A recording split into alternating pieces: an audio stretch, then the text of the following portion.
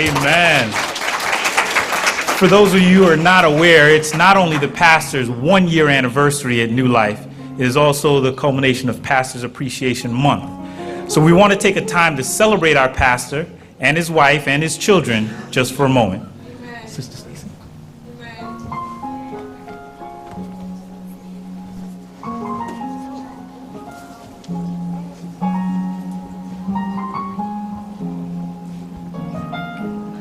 Benji, please come forward.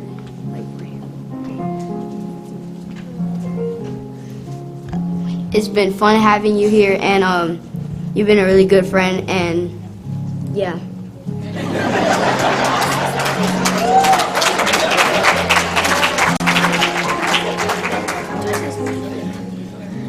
What Tanner said, thank you for being a good friend, and like hopefully you can stay for many more years. And like yeah.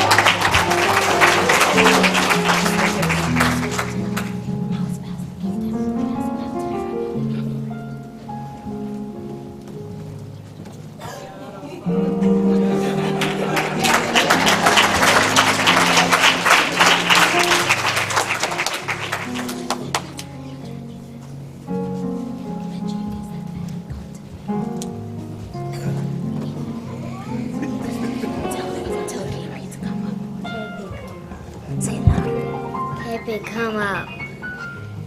Say loud. KP, come up, please. Please.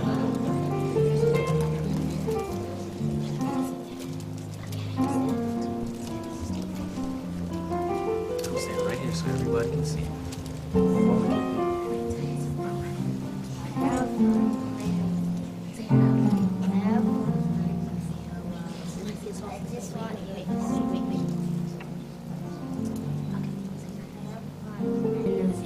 I just want you to stay just for all the times we had fun together. All the times we had fun together? Yes.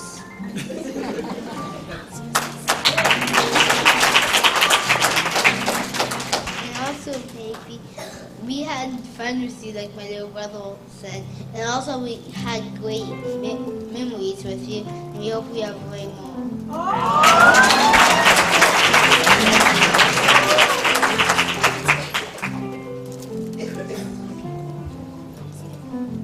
Isaac, come up.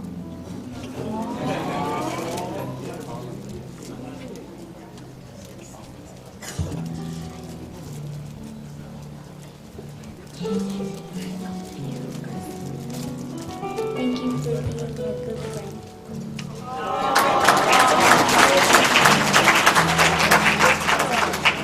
Thank you for being a great friend.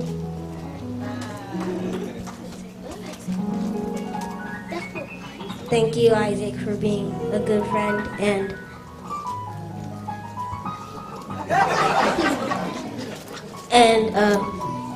really, you're also really funny and stuff, and you're a good friend to me, and I like you being here.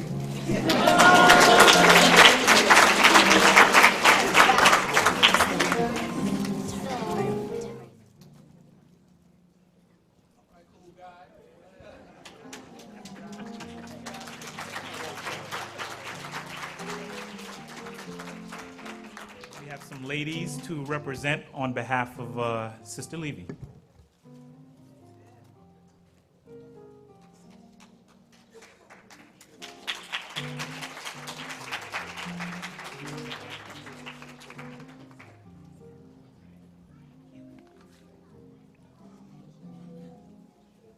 Okay, Sister Levy, would you join us up here, please? Thanks.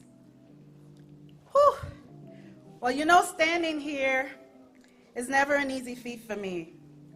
But when I was asked to stand here to recognize our First Lady, my friend Rachel, who I've come to appreciate, admire, and love, standing here became just a bit easier, guys. You see, the wife of a pastor is no ordinary role.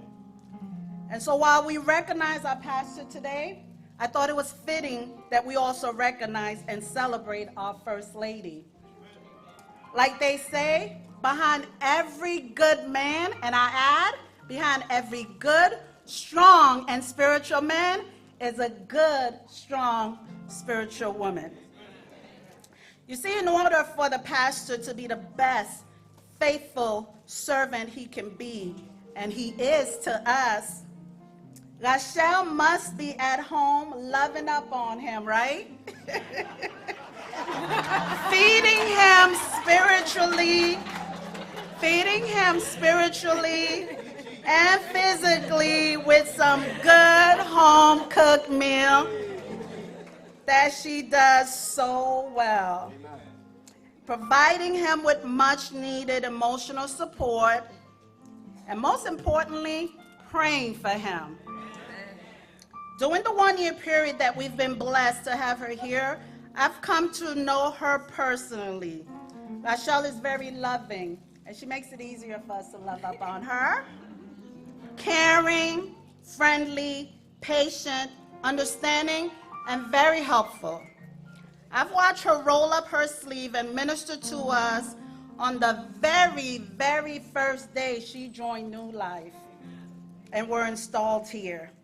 Don't forget, she sang with the praise team on day one and later joined them. She became a counselor in Adventure Club, teaching our young one about God. And most recently, she volunteered to assist in Children's Church. So we want to thank you and appreciate you for your support and personal sacrifice to New Life. Sister Rachel, last year during our installation service, our women's ministry leader, Sister Kenyetta Joseph, came before you and promised you that we at New Life, that you have a sisterhood here at New Life, who will stand with you and by you. We believe that we have kept that promise. And we are here today, all of us are here today, to illustrate our recommitment and our service to continue to support you. Now, New Life, I ask that you would please join me on your feet as we recognize, celebrate, and thank our First Lady for all that she has done for New Life and the ministry here.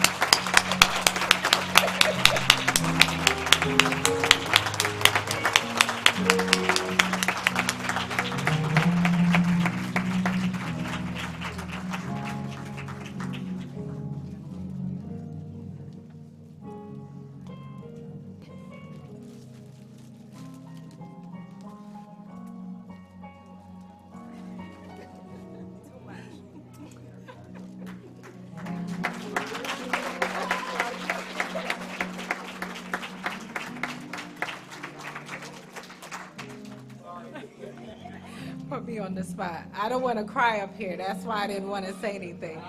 But it was really, really hard to move down here.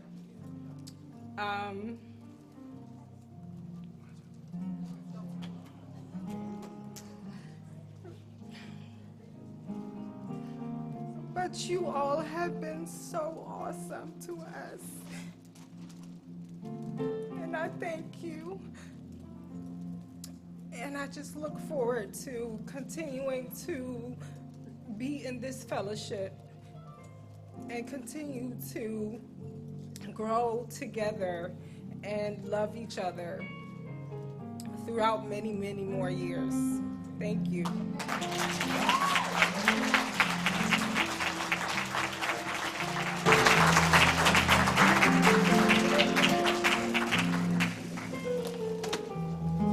And last but not least,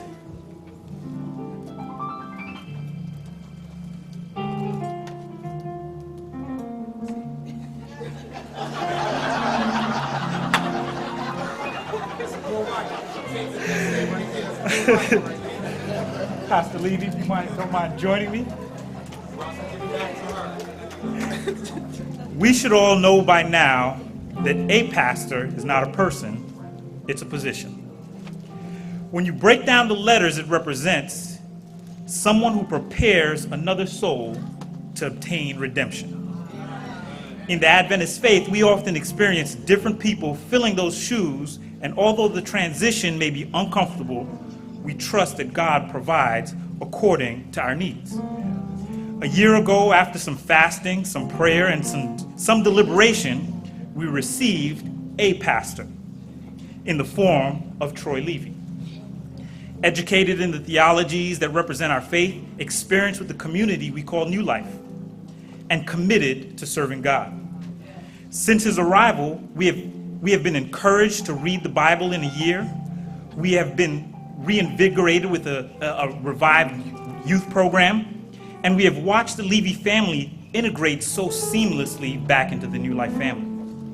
In the span of 1 year, we not only received a pastor who just played a position, but instead we embraced God's servant as our pastor, who positioned himself to pray, to encourage, to comfort, to mentor, to teach, and to lead our New Life family. Troy Levy, on behalf of our elders, ministry leaders, and the entire New Life family, we thank you for being our shepherd. Please accept this token as our appreciation and gratitude. We have one more thing. I didn't want you to think he just got a small bag. We love you and we pray constantly for your family. Thank you very much.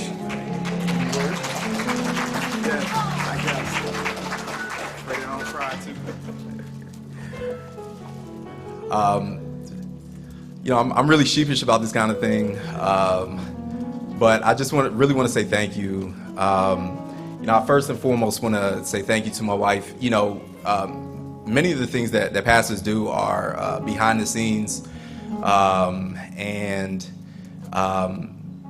meaning that you don't really see a whole lot that pastors do, and it tends to be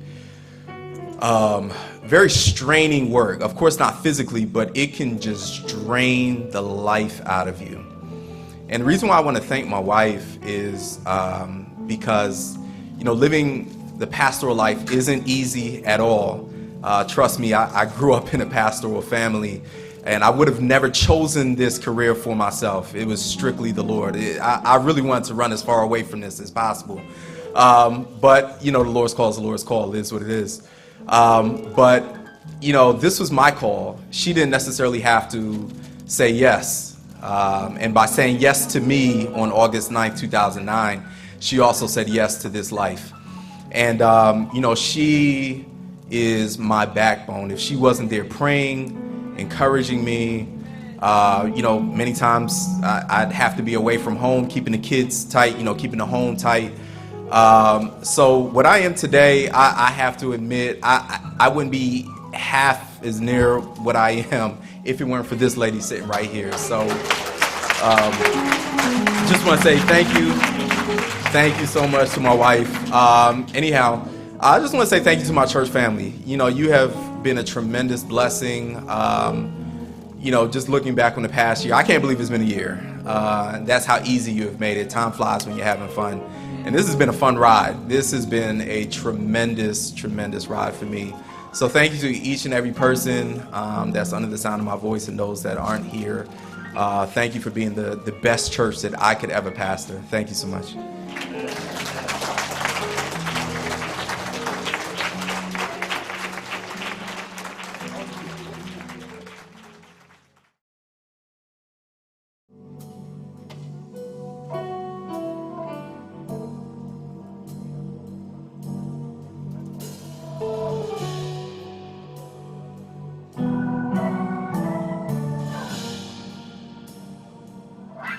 You thought I was worth saving,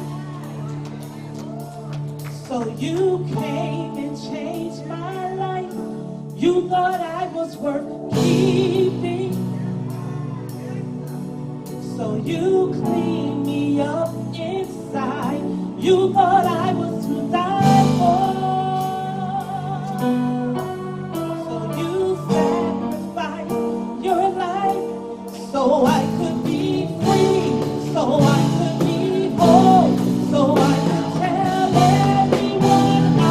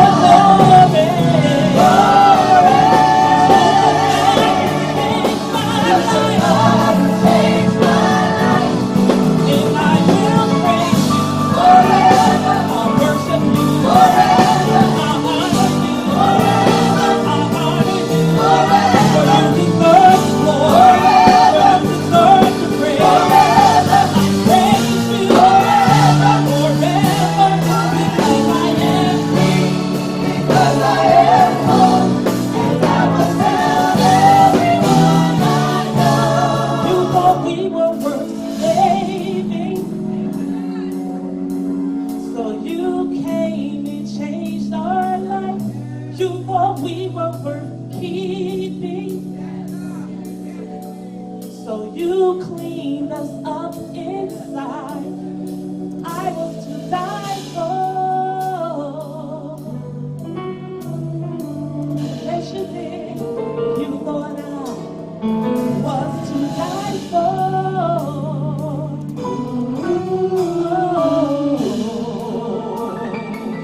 You thought I was to die for. Yes, you did, God. You thought we were to die for. So you sacrificed your life so we could be free.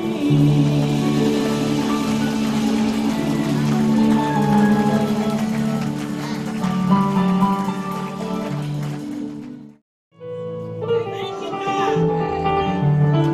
Hallelujah. Hallelujah. Thank you, Jesus. Woo. Hallelujah. Hallelujah. Thank you, God. Hallelujah. Are we celebrating the Lord today? Are we celebrating the Lord today? If you came not to celebrate, you came to the wrong place. It's a beautiful day. Beautiful day. We're celebrating Jesus. Not just you, Pastor. Not just the 1-year anniversary. We're celebrating the anniversary every day you woke up. Come on now.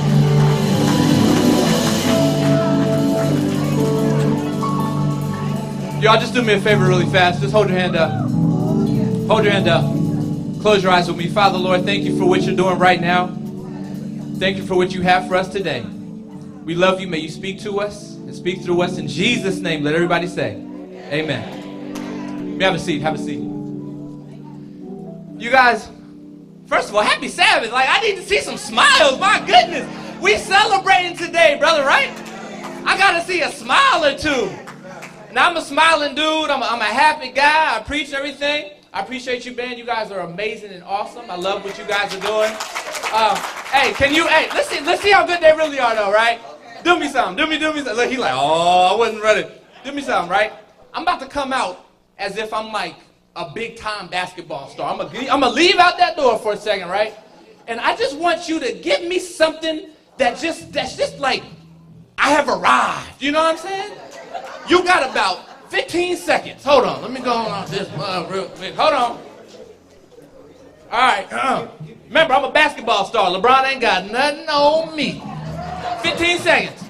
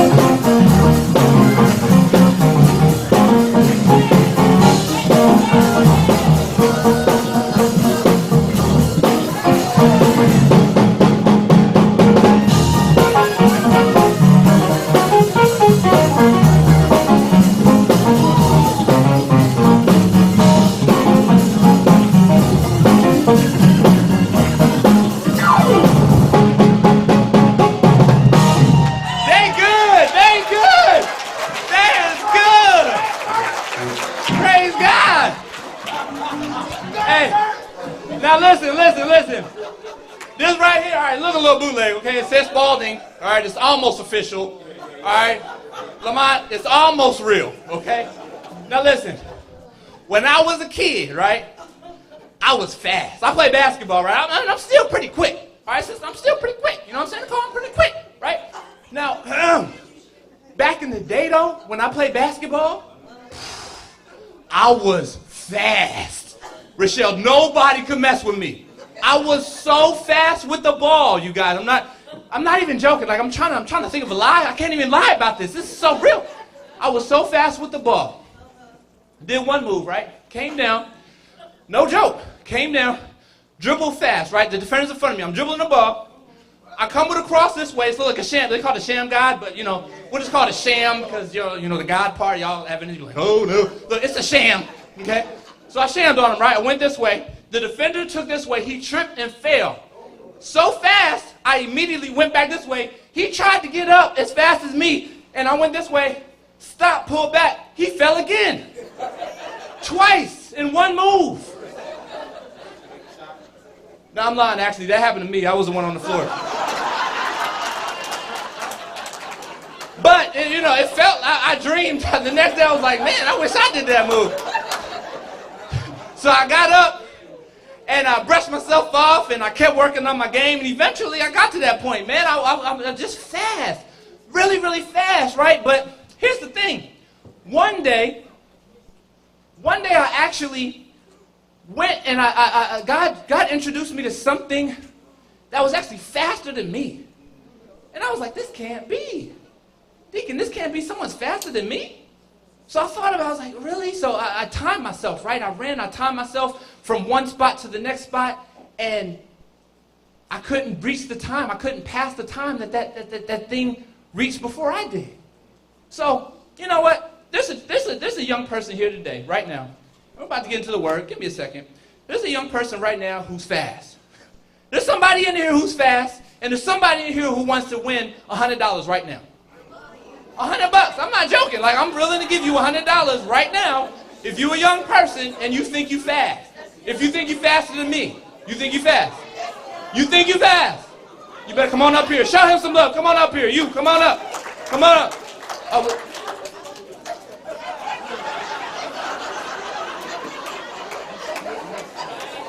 all right, cool. You too, brother. That's what I'm talking about. All right, come on up here. Come on up here. Hurry up, hurry up. Let's go up here. Come on. All right. Really, really simple, all right? I want you both. All right, this is both your chance. You a bold brother, too. He said, oh, you ready? Yeah, I'm ready. All right, you ready? Come over here. You come on this side, right? Come on this side right here. There you go. Stop right there. Stay right there. All right. All you guys have to do, $100. I'm not joking. I'm not joking. $100, right? Listen, shh. Right here, okay. All you have to do is touch my hands before the time limit that the thing beat me, okay? I'm gonna time it. On your mark. Get set.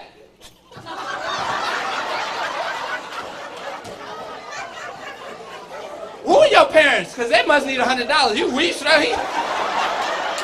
He said, I'm doing this for my mama. All right, on your mark. Get set. Go, stop. You lost already. You lost already. You lost already. No, hold on. Let's show them some love, you guys. Give them some love. You guys did good. No, wait, no. For your participation, here's $1. Good job. I got something for you, too. Hold on. I wasn't expecting this. You lucky I came with $2 prepared. I ain't even joking. That's literally the only last dollar I got. There you go. Show them some love, you guys.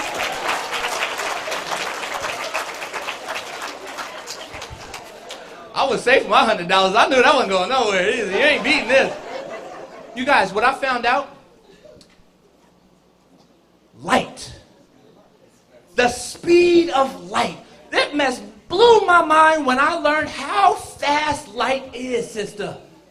Light is the fastest thing. Listen, this is some wild stuff you guys about to hear. All right? Light is the fastest thing that our minds can comprehend. Okay? It's the fastest thing that we can actually get a hold of. Light travels at the speed of 186,000 miles per second. Per second. That means that light can travel around the entire circumference of the earth 7.5 times in 1 second. Watch this. 1/1000. It just traveled around the world 7.5 times. Light is fast. And then so God gave me some more stuff that was mind-boggling, right? I'm like, okay, well, light is so fast. Light is really fast. Like, it can get anywhere, like, quick, right? And then God was like, do you not know who I am? Do you not know what I created? God then introduced me to something called the Milky Way galaxy, right? Now, the Milky Way galaxy, brother, all right, you ready for this? The Milky Way galaxy is over 100,000 light years away from the earth. Now, what's a light year? The young people, listen, come on, this is science. This is good stuff. I was never good at science, so I learned this. Light year is traveling at the speed of light for an entire year nonstop. No bathroom breaks, no gas, no nothing. At the speed of light is traveling at the speed of light for 1 year with no stops. Now, that's traveling at 186,000 miles per second for 1 year nonstop, and it will take you 100,000 years traveling that fast to get to the Milky Way. And God is farther than that. You guys, now once all that just boggled my mind, then God said, now open up my Bible. He said, turn to Daniel chapter 3. Do what he said. Turn to Daniel chapter 3. Check this out. This is crazy. Now, I'm about to take you guys on a journey, right? And I'm a big fan, especially when I'm speaking to young people. The shorter the message, the longer it sticks, right? So, we'll see if we can make that happen, all right, today. Ready? Check this out. Daniel chapter 3. Now, listen to this. This is a story that we're all familiar with, okay? But I'm about to share with you what God showed me that's about to blow your mind through this whole story. This is crazy, all right? Daniel chapter 3. If you haven't, say amen. All right, here we go. Daniel chapter 3. Let's go through this story.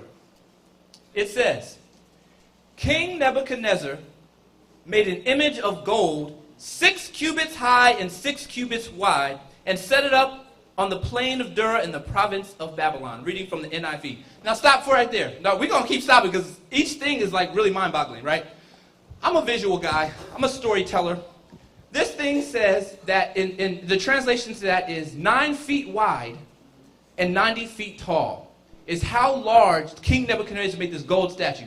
Pastor, would you help me out really quick? 2 seconds. I'm sorry. I know you was comfortable and everything. Had your arm around the lady and everything. It's cool. He was like, I'm feeling this. This is nice. All right, check this out, brother.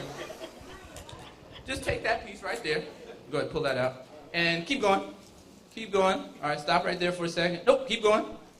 Stop right there. Bam, right there. All right. This right here, you guys. Look at this. This is 9 feet wide, okay? 9 feet wide. Would you mind helping me out really quick for 1 second? All right. I want you to come around this side over here. And now imagine this, okay? This is a gold statue. Now, this is all, I'm telling you all this for a reason, because we're going to come back to this. It's going to show you just how big and big-headed this king is, right? 9 feet wide. Grab the middle of that as you can, and try your best to just kind of lift this thing up, just straight, so it's vertical. No, you can let go of your side, and we're just trying to make this vertical. No, see, it's already, messed up. But the whole thing vertical. There you go. No, try to make it stand straight up. There you go. There you go. Keep going. Oh, mercy. Here, you hold the mic, brother. Let me do this part.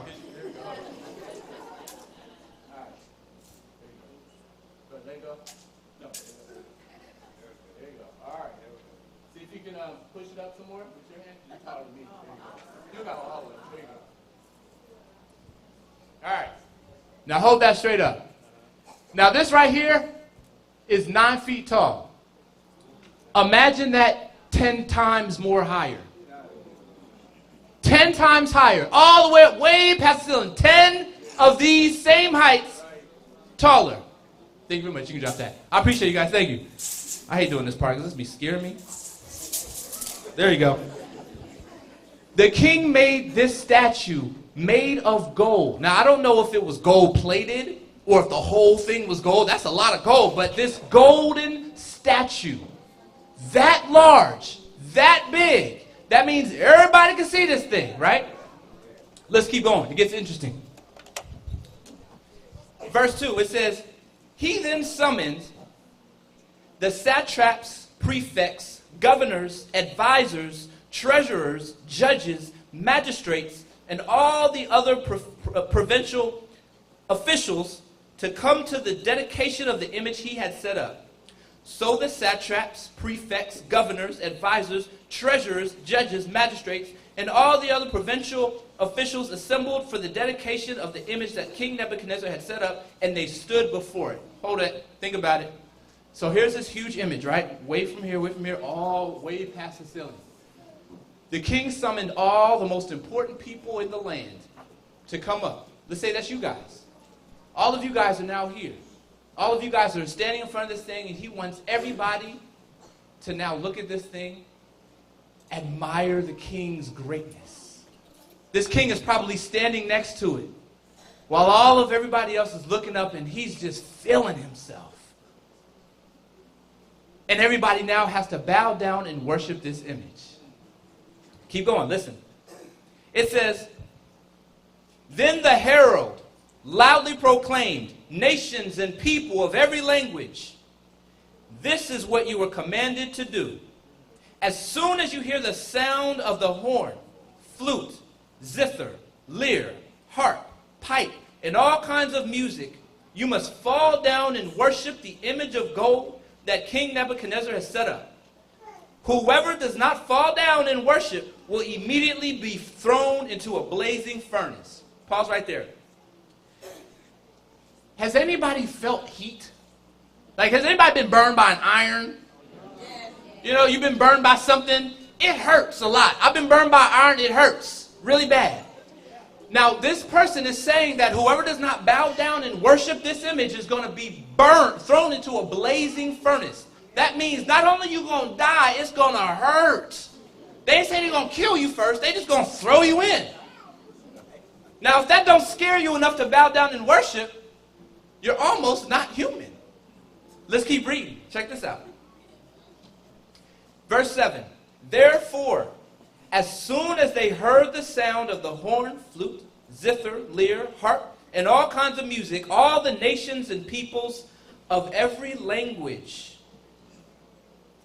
all the nations and people of every language, everybody, fell down and worshiped the image of gold that King Nebuchadnezzar had set up.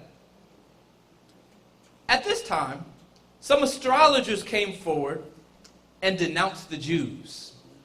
They said to King Nebuchadnezzar, "May the king live forever." Suck-ups. Your Majesty has issued a decree that everyone who hears the sound of the horn, flute, zither, lyre, harp, pipe, and all kinds of music must fall down and worship the image of gold. And that whoever does not fall down and worship will be thrown into a blazing furnace. Verse 12. But, here's where it starts getting good. Check this out. But, there are some Jews whom you set over the affairs of the province of Babylon, Shadrach, Meshach, and Abednego, who pay no attention to you, Your Majesty. They neither serve your gods nor worship the image of gold you have set up. Now stop for 1 second there. Do you guys, go back to that. Did you guys hear this part? It says, therefore I decree that the people of language, not that part. Therefore, as soon as they heard the sound of the horn, flute, zither, lyre, or harp, all kinds of music, blah, blah, blah, the nations and people of every language fell down and worshipped the image of gold that King Nebuchadnezzar set up. It said everybody. Does that mean that all the Jews didn't do it? It said everybody. Every people, every nation, every language, everybody, but these three. But these three. This is the Bible, not me. 3 people out of the entire land, including people of their own people, were not doing it.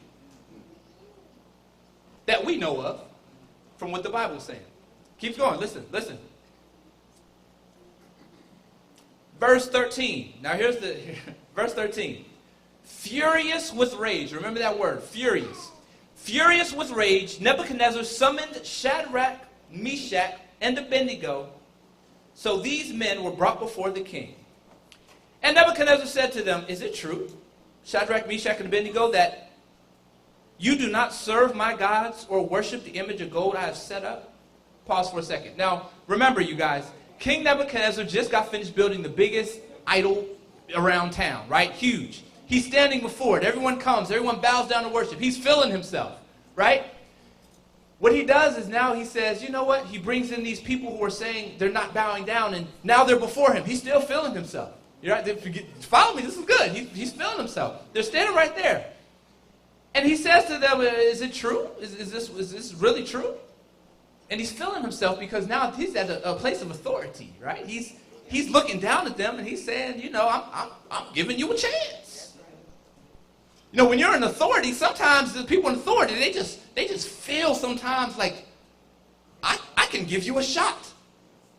You guys, trust me, stay with me. He's feeling himself, all right? Then he goes on to say, verse, where we at, 19? No. Verse 15, it says,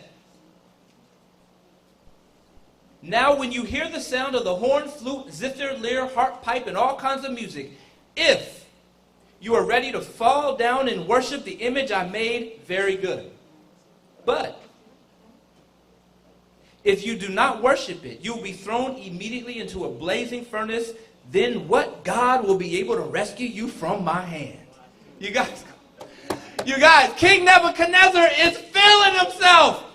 He is saying in front of them, I'm giving you a shot, but if you don't want to take it, what God is going to rescue you from my hand? I am the most powerful, the biggest, the strongest, the most wealthy. Nobody is more powerful than I am. I have this image. People are worshiping me. He's furious with rage. And he gives them a shot. Now look how gangster this part is, right? Shadrach, Meshach, and Abednego, what do they say? So let's watch, look at this. It goes on to say, verse 19. Verse 16. Shadrach, Meshach, and Abednego replied to him, King Nebuchadnezzar, we do not need to defend ourselves before you in this manner. Hold up. Wait a minute. Hold up. What? You gonna talk to the king like this? Do you guys not know that this man in a snap can just have you destroyed? That these three men are standing before him saying, let me read their words again, because that's some really gangster stuff. I didn't even see that in the movie before. It says, we do not need to defend ourselves before you in this manner. Verse 17. If we are thrown into the blazing furnace, the God we serve is able to deliver us from it. And he will deliver us from your majesty's hand. Verse 18. But even if he doesn't, we want you to know, your majesty, that we will not serve your gods or worship the image of gold you have set up. Man, they're even respectful with it too. They're still addressing this man as your majesty. Even your majesty, listen, who's that smooth dude in school back in the day that talked like this? Hey, baby girl, come here. That's smooth, hey, just come here real fast. I know, that's almost like an almost Snoopish kind of a feel. It's kind of weird. But anyway, you're the smooth guy, right? The ladies, there was a smooth guy that at some point in your life you was attracted to. He was smooth. Maybe you married him, maybe you didn't. I don't know, but he was smooth. Shadrach, Meshach, and Abednego, they were smooth with it, man. They was like, hey, your majesty, listen. We can't do that. This is not our God. We will not bow down and worship it. Even if, your majesty, God does not save us, we will still not bow down and worship. They just respectful to this king who's feeling himself. This king who is high and mighty. And Shadrach, Meshach, and Abednego, the boldest people in town, not only are not bowing down, they're standing before the king. Their life is in danger. They're surrounded by guards, and it's a moment. There's probably a fire, a furnace over there, ready to get kicked on. And they see all of this, and they still just talking with just bold confidence. And we can't even tell a friend at work about Jesus. We can't even tell a friend at school about the church you go to. These guys are standing before the king. People are about to kill them. They know that they could die. And they just stand boldly, confident, and smooth as I don't know what. Man, if we could be as bold and smooth as them everywhere we go, let me show you what's going to happen next. Check this out. It gets better. I keep losing my spot, y'all. Where I'm at now? Hold up. 18, 19, one of them teens. Here we go.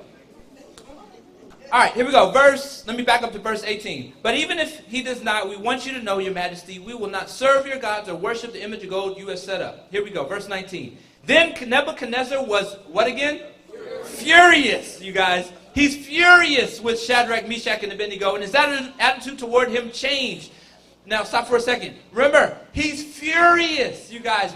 This is going to make so much sense as soon as we reach the end of this story. He's furious. Does he have a right to be? No, are y'all crazy? He has a right to be upset. He's furious. He's the man. This is the man, and there's three dudes standing in front of him saying, I'm not going to obey you. He's like, what? Do you not know who I am? I got guards here. I got band. He probably had a band, you know what I'm saying? Y'all better than they band, but we probably had a band and everything. The king had it all. And these three men are bold enough to stand in front of him and say, no, I'm not going to worship and obey you. Even after I gave you a chance. He is upset. And he has every right to be from his feeble mind. But he has a right to be from where he's at. Check this out. Goes on to say, then Nebuchadnezzar, verse 19, was furious with Shadrach, Meshach, and Abednego. His attitude towards them changed. He ordered the furnace heated 7 times hotter than usual. Dang, that's just unnecessary. Why? Isn't the first notch on the set enough? If I'm just thrown in a fireplace, I'm done. That's enough. That's good enough. A few pieces of wood, you straight, you dying, it's gonna hurt. He said 7 times. That just shows how mad this brother was. He's furious. Heat that thing 7 times. And so they did it. What happens next? Whew. Here we go. He ordered, this is still verse 19, he ordered the furnace heated 7 times hotter than usual. Verse 20, and commanded some of the, all right, whoa, stop. Listen, if you're young and you don't know this, listen to this. This. Trust me, this is amazing. Listen to this. Listen to this. It says, and he commanded some of the strongest soldiers in his army to tie up Shadrach, Meshach, and Abednego, then throw them into the blazing furnace. So these men, wearing their robes, trousers, turbans, and other clothes, were bound and thrown into the blazing furnace. You guys, the strongest of the king's soldiers grabbed these 3 men. The strongest, tied them up in their trousers and turbans and all that stuff. They was fully clothed. It was so urgent, he didn't even tell them to take off his clothes. And they just said, just grab them and tie them up. They tied them up. They did all that. Then they grabbed them.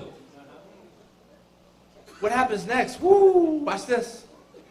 After these strong soldiers grabbed them, it says, verse 19, commanded some of the strongest soldiers in the army to tie up Shadrach, Meshach, and Abednego, throw them to the blazing furnace. Verse 21. So these men, wearing their robes, trousers, turbans, and other clothes, were bound, thrown into the blazing furnace. 22. The king's command was so urgent, and the furnace so hot that the flames of the fire killed the soldiers who took up Shadrach, Meshach, and Abednego, and these 3 men, firmly tied, fell into the blazing furnace. This is very important to note, okay? These strong men, remember, they're strong in the Shadrach, Meshach, they're strong men, grabbed them, carried them to the furnace. The furnace was so hot, they couldn't even make it to the opening of the furnace. It killed them right there. The heat killed them right where they stand. And now, I don't know, Shadrach, Meshach, and Abednego, obviously they were somewhat close, but if I see them dead and I'm not quite in, I might kind of hop out. Maybe make a run for it. No. It said that they fell in. Maybe it was just a stumble and the hustle, but somehow they fell into this blazing furnace while not even the soldiers could even get to the opening. You guys, this is about to be amazing. Watch this. It says, verse 24, then King Nebuchadnezzar leaped to his feet in amazement and asked his advisors, wait, hold up. Weren't there 3 men that we tied up and threw into the fire? And everybody's looking around. They're like, yeah. They replied, certainly, Your Majesty. He said, look, I see 4 men walking around in the fire, unbound and unharmed. And the fourth, and the fourth, looks like a son of the gods. Wait, hold on. The fourth looks like, not God. The fourth looks like a son of the gods. Look at this real quick. That's a pagan god. Now, when the king, some of you guys are like, oh, they saw Jesus. No, listen. When the king looked in that furnace, he said, and one looks like a son of the gods. You guys, this is the god, or one of the gods that they worshiped. This is what it looked like. Jesus revealed himself in a way that the king would understand his power. Come on now, you guys. Come on now, you guys. Jesus didn't show up like the man that they saw walking the streets back in the day. No, he showed up looking like a son of the gods to the king. Did he look the same way to Shadrach, Meshach, and Abednego? No. He showed up in a way that the king would understand who he is. You guys, God doesn't always reveal himself the same way to everybody else as he did to you. Jesus doesn't always show up to your children the same way he showed up for you. He shows up in a way that you need to see him. How do you need to see him? He shows up looking like that. He showed up looking like that. I'm not making this up. The Bible says, and the fourth looks like a son of the gods, lowercase. Stop trying to put your own image on how God should be for somebody else. Stop trying to say that God is supposed to show up this way for everybody or for that person. No, God's going to show up however he wants to show up for whoever he wants to in a way that they need to see and or hear him. That's a commercial break. Back to the front. Check this out. Gets better. You can take that off. We don't want to see the ugly thing. Gets better. Dang, where am I at? My goodness. All right, here we go. 26. Nebuchadnezzar then approached the opening of the blazing furnace and shouted, Shadrach, Meshach, and Abednego, servants of the Most High God, come out, come here. Woo! Stop. I just like every 5 seconds we got to stop because this story is crazy. It says that the king approached the opening of the blazing furnace. Do you guys understand that? The same strong dudes, the big strong soldiers marched they behind to the furnace, right? They couldn't make it to the opening. They burned up. The Bible doesn't say that the furnace was off. It says the king made his way to the opening of the blazing furnace. The furnace is still blazing. The king had to step over the same soldiers that just died because they couldn't make it. And the king went to the place that they couldn't even make it. How in the world did the king make it to the opening of the furnace that killed his soldiers without dying? How? Because at that very moment,